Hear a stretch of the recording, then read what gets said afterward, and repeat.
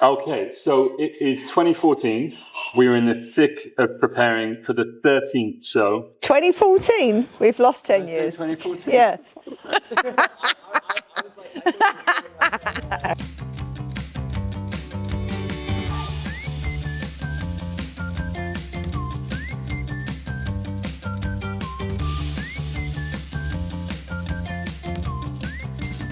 So it is 2024. We're in the thick of preparing for the 13th show. Yeah. But before we talk about that one, let's go back to the beginning and talk about how the first show came to happen. So, Oh my God. I can't believe it's been 13 shows. That's mad. It is pretty insane. the first one was 2013. Yeah. Oh my God, I was so much younger then. So was you. Your maths is amazing. Yeah, I mean, it was kind of an accident, sort of. We were drunk. We were drunk. We were in a pub. Because when did you start the blog? Well, the blog started in 2011. Yeah. Right. So that was just, the story of cafe custom culture. And that was called Full Tilt at the beginning. And then it became Bike Shed when we decided to fold in stuff from Untitled Motorcycles and also Spirit of the 70s, because they were doing blogs. And I was like, why don't we just make it one group blog? And then when we went onto Facebook, everybody started sending us their stuff. And then it became a bit global. We were the underdog blog. And it was the same time as Bike Exif, where you'd get your weekly email. I think it was a bike in your inbox every day or every week or whatever. I can't even remember. Maybe it was every day. But so we had our thing going, and we had our meetups in the Landseer pub and at the Flask. And the Flask. We did both because we alternated between the Landseer and the Flask. Okay. And so we were in the Flask, and I think it was 2012, and there were about a dozen of us sitting in those kind of cavey rooms they have at the back, the wine cellar rooms, and saying, who's going to go to the XL show, which I think was in November. Excuse me. And bearing in mind, we've all turned up on motorcycles in November, and we love bikes, and bikes are where we spend all our money. Nobody wanted to go to the show, at the XL show, because, it's a trade fair and the food is crap and it's in the middle of nowhere and all the reasons people don't or didn't like trade fairs before they maybe transformed a little bit. Yeah. So we had lots of beers and we brainstormed what a show would look like if we did a show. It was the Colesberg moment. It's like if we did a show, it would probably be the best show in the world. Vikki had lots of strong ideas. Yeah, you know me, always have strong ideas. But I was like, it's going to have gorgeous sofas and cocktails and nice food and places where you can sit. And if you're, even if you don't bike, if you don't ride, you would want to go to this show. You would enjoy it. Yeah. And so it's essentially celebrating the contents of the blog in an environment like we were in at the time. Yeah, with a bunch of mates. Yeah. We're still doing that. Yeah, it hasn't really changed. I mean, it was supposed to be the antithesis of a trade show. It was like, well, what do the people's show look like? A trade show is to make people buy new bikes for the upcoming season. So here's all the manufacturers showing all the bikes that are going to be available in March onwards. So do you want one? So meanwhile, you'll get girls in Lycra getting data capture, pretending they want to talk to you. And then giving you a form to fill in or an iPad. Did they have iPads then? Maybe. No. And then the other end of the hall would be all the brands selling everything cheap from the previous season, like end of season sale. So it was pretty grubby. And so we wanted all the new stuff, like what's new this year? What can you buy? What's coming up? And every bike had to be curated. And we didn't want to have bikes that had been shown before in previous shows, because you go to some custom shows and people wheel out the same bike every year, which is fine. It's like, this is what I do. Yeah. But we wanted all the new stuff. So it was all about what's new, what's happening. And also we had this idea to do it at the season opener. So we were like, well, it should be at the beginning of the spring, not the end of the year. It should be in April or May. So we had this drunken conversation and Vikki was all about the vibe, like the food, the comfort, the sort of, like a really hospitable place. And that was the music, the food. Photography. Was there a barber? Yeah, there was a barber shop and a tattoo shop. It was called a coiffeur. We had a big coiffeur. We did have a sign that was in like a LED back in the day. This was in Shoreditch Studios. Yep. It's just further down this Same track. run of On arches. this track, Yeah. 10 arches that way. Yeah. And we took their 2 little arches. How many bikes was it? 60. No, 55 on the first show. Oh, I thought it was 60. Yeah. Okay, 55 bikes on the first show. And tons 2 of- arches. And it was just insane. Loads of people turned up and said this was the best thing they've ever been to. And we were like, oh, we've actually hit a nerve here. So then we did it again in October. Well, the press came out. There was a thing in Motorcycle News, and it said something like a bunch of amateurs put on the best motorcycle show we've ever seen. And also it was the time when everything was happening all at once. So there was this Distinguished Gentleman's Ride, first ride in 2012. Yeah, we did that in the back And of a we gym. did that. Yeah. And so there was this community building already. There was already a show in Australia. I think, was it Moto Mucci did a show where they had bikes on pallets, which we thought looked cool.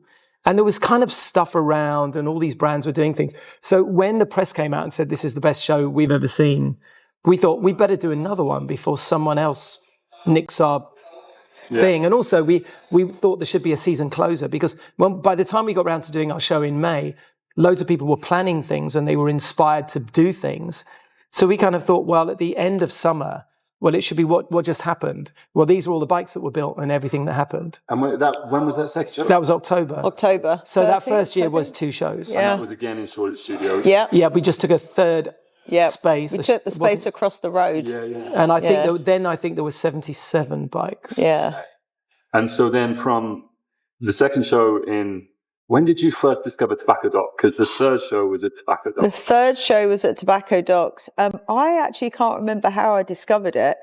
I just was looking for a bigger venue, and I'm sure someone suggested it to me. But when that first show at Tobacco Dock only used a tiny... Oh my God, we had like 4 or 5 rooms. And it seemed huge. We were like overwhelmed, and half of the venue was empty. So it was so funny. Yeah, we just had the first side, which is like more towards the dock where It was just quayside. where all the quayside rooms. the ship is. And then each year we took another room or 2 rooms, and now we're pretty much the whole place. I mean, we still have some room to grow more downstairs, but they're very little ickly-pickety rooms, so they're quite hard to work with. Okay. But we've extended even more. So, yeah. So the first Tobacco Dock was 2014. Yeah. 2015 was the first year we did. Hang on, 2015 was Paris, and we opened this place. So when did you decide? It was the show his needs fault to become a venue. So we were we got the keys for this place on the 1st of April. Well, you were here. I was. We were all. 2015. It was crazy. Yeah, it was mental. We did London, Paris, built and opened. We got this venue 1st of April. We did Paris 17th of April or something like that. And then London in May, which I was like, seriously, you're trying to kill me. And then we straight after the show, November 2015 here. we opened. We had the Triumph event October 28th of October here, and then we opened a couple of days. We used Triumph's global launch as a tester to see if the ovens were working or if the glass will fall out the windows. Oh, more than that. Everything was a little wet. We swept the drive, put the tools in the van and hid it round the corner. And the sand. When Triumph came here for meetings, we didn't even have glass in the windows. Yeah, let's not tell them that. They can't see. I think we had just kind of plastic up, and they kept saying, are you sure you're going to be ready? Yeah. And we were like, They actually booked a second venue just in case. They had a venue on hold. That was the new Bonneville launch, wasn't it? Yeah, it was the global Bonneville launch. So it was such a big deal for them. That year we did 2 shows, and doing our first show in Paris. And did the same in 2016, London show and Paris. show I know. 2016. But the plan to open this place full time was in the October show, the second show in 2013. Yeah. So we had loads of people come to the show, and we styled the show like a pop-up club because if you ride bikes and you meet someone else who rides bikes, it's like you're in a club. So it was a kind of a non-club club. So we called it Bike Shed Motorcycle Club because we thought that was kind of fun. Yeah. It wasn't meant to be a club.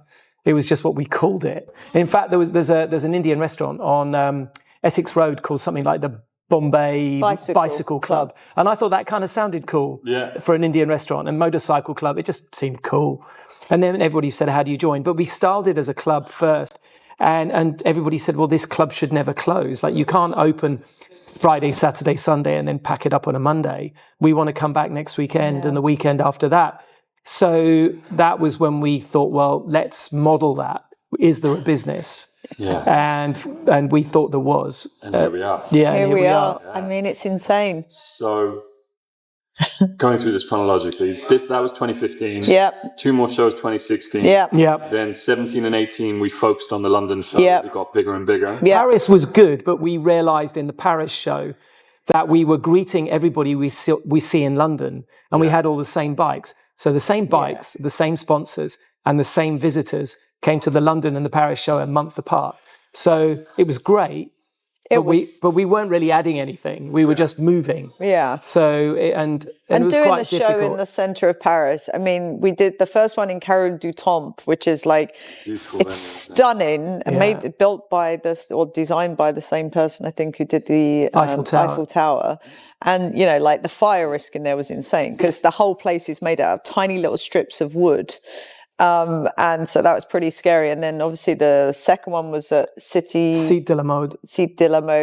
Along the riverfront. I'm probably saying it all wrong. And it was just, you know, like, it was fun doing the shows in Paris, but they were tough. So yeah, it was really nice to kind of really focus on the London show, and everybody was excited that we were going even bigger. So, you know, every year we've tried to go bigger and better. This was when there was the group of us having our Wednesday meetups at your house. Oh my God. I literally make all these plans. And insane. Yeah. I would have 12. There was about 12 of us, between 9, 12 of us.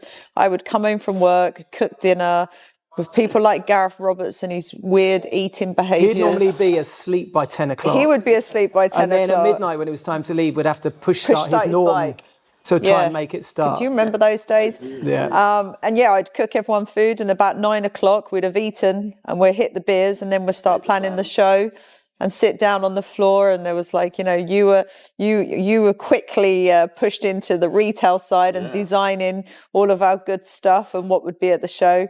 And yeah, I mean, I miss those days. They were great fun. I mean, it was like our Wednesday night of like, you know, for 9 months at a time.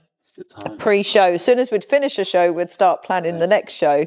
So we never really had any time off, really. Rattled through. Yeah. I mean, I guess the time off came for everyone, 2020, 21, 2 no-shows. I know. Yeah. And then... that was hard. 2022, because of those 2 no-shows, that was the first year I started doing the bike submissions. Oh, yeah. I think it was over 800 submissions for know. 2022. Yeah, that was pretty crazy. People have just been building for 2 years. The COVID chaos of bike building. Yeah, no, it was really nice. It was nice to come back and actually see everybody really pleased that Bike Shed's show was still going, and that we hadn't lost our essence and our vibe and our passion and, you know, our desire to make sure everybody has an amazing time as soon as you walk through the door. So it was really good. I think the whole scene just kind of went, we're back. Yeah. And so, yeah, that was good. But it was hard. It was really hard not doing a show for 2 years. I mean, obviously we were doing all the community response stuff, which was great. It also, you know, we were able to do a lot of the design work for LA, which was good. But yeah. Well, one of the things I really liked about that was in 2020, we'd already shot the poster. Yeah. It was Winston's Enfield. Yeah. And that's the poster we're using at the moment as a holding. It's ended up being our holding, because we've got so many great photos by Amy Shaw from that shoot. But it never really got its show, did it? Yeah. So it's kind of cute. It's the pre-show bike. Yeah. The pre-show poster currently. And it was here for ages, and now it's in LA. Yeah, it's in LA now. Yeah. In our venue in LA. And we've got the 2024 poster shoot happening in about a week's time. 2023 was the first year we had a theme. Yeah. Past, present and future. Yeah. With the 3D augmented. Has he built it? Has Ziggy built it? Maybe. He's doing something. He's doing something. So that brings us to this year. Yeah. Theme for this year's show is Common Ground. Yeah. Talk us through this. Okay. How do we... Well, I think Go on. Well, I think we described I'll it a few do my different version ways. and then he can do his version. So from my point of view as hospitality, while, we're in a world where everybody's fighting, like it's world chaos at the moment. And I think Common Ground is really a celebration of the things that bring us together. Bike Shed wants to celebrate the stuff that unites us. And so, riding a bike and loving the biking culture is really about common ground. It's like leave your whatever views outside. When you're in the bike shed, it doesn't matter, and it doesn't even matter what you ride. It's just that sense of community, and you're all just having a great time, enjoying the things that you love. So for me, common ground is that, but also Dutch always mentions it. You can't tell what people ride anymore. You used to be able to look at what they're wearing. You'd be like, oh yeah, hipster. Yeah. Hipster. Cool. But now you just don't know. People could be turning up in like this gear and on a sports bike, or on this gear, on a Triumph cruising through town. So I think really we want to celebrate the positive stuff of biking. Yeah, such a broad church, isn't it? It's such a broad church. And that's the thing. No one has one type of bike anymore. Yeah. Everybody defines themselves with multiple bikes. There's so many of our people, they ride dirt, they'll do a track day, and then they cruise through town on a scrambler. There was a lovely moment at the very first show. And there was a young kid who'd customized a CG125, and he was parked in the car park next to a guy on like an Orange County chopper who was probably twice his age. And they're there on their two custom bikes at sort of completely opposite ends of the price spectrum. And they were talking. I was manning the car park. They were talking for like an hour. And at the end of it, they swap numbers and they ride off in their own directions. And you kind of go, that's a great example of common ground. I love that. Doing biking in two very different ways. Absolutely. Just sharing. And the other thing about common ground is the team, the fact that you were manning the car park, this is how we roll, I'll do it again for a little while this year. I like the car park. The car park's fun. There's all the action out there. But Dutch has a very different take on Well, no, I think we've blended, because we've talked about it a few times now. So I think you nailed it. I mean, we need to remember all the things that we all like and share. And people are united by music, or they're united by the football clubs they support, or whatever they're passionate about. And, motorcycling's a really broad church, because it's not just people who ride and all the different tribes of riders. It's also people who just think biking's cool. And it's, people using bikes as a metaphor for freedom, and advertising and movies and marketing and pop videos. Yeah. Motorcycles are everywhere, and they represent more than just transport and a machine or something to look cool on. So when we opened LA, we wrote Common Ground on our mats when you walk in the door, because, and especially in America, things are very divided. People are very kind of one side of the political divide or the other. And we were really conscious of that. So we wanted to say, when you walk in the door, you leave your differences outside, and let's all talk about the stuff we all love. And because that's such a big thing and a broad church, we thought you came up with the idea for using it as the theme for the show. And then I think we just honed it. But it really is about kind of uniting people behind this idea of stuff that we love. Yeah. And also, I think it reflects the way our world has moved on, because now we embrace every different type of rider in Bike Shed. And, when we first did our show in 2013, we were very much about the kind of the cafe racer, scrambler, alternative bike builder culture. And that whole thing when, Go Takamine created Brat Style in Japan, he was building cheap Japanese motorcycles because they couldn't afford Harley Davidson choppers. The whole point was you're the little brat doing stuff that's different. And scramblers and street scramblers and all those other stuff it was punk rock. So when we started, we were the punks of the bike world. And now we've gone a bit mainstream. Now we like all bikes, and all bikes are cool, because the industry shifted, the community shifted, the culture shifted. Trade fairs don't even look like trade fairs and trade shows anymore. They look more like our show. Yeah. And everything is much more about community, and everything's changed from transport into lifestyle, and that's common ground. Yeah. And the last thing I was going to say on that is the breadth of bikes that enables us to celebrate. I love, and I think that'll be evident on the poster this year. We've got 4 very different bikes lined up to show the spectrum of what we're celebrating. I'm looking forward to it. So 2024, it's the 25th 4th, 25th, 26th of May. Yeah. Oh, I thought you were saying like yeah. I was like, really? We're doing that again. Yeah, 10 years time. Wicked. Yeah. No. Ooh, 24th of May. Here we come. I can't wait. Lots to do, but we'll bring it bigger and better than ever. Cool. We always do. So yeah, get your tickets. Woo!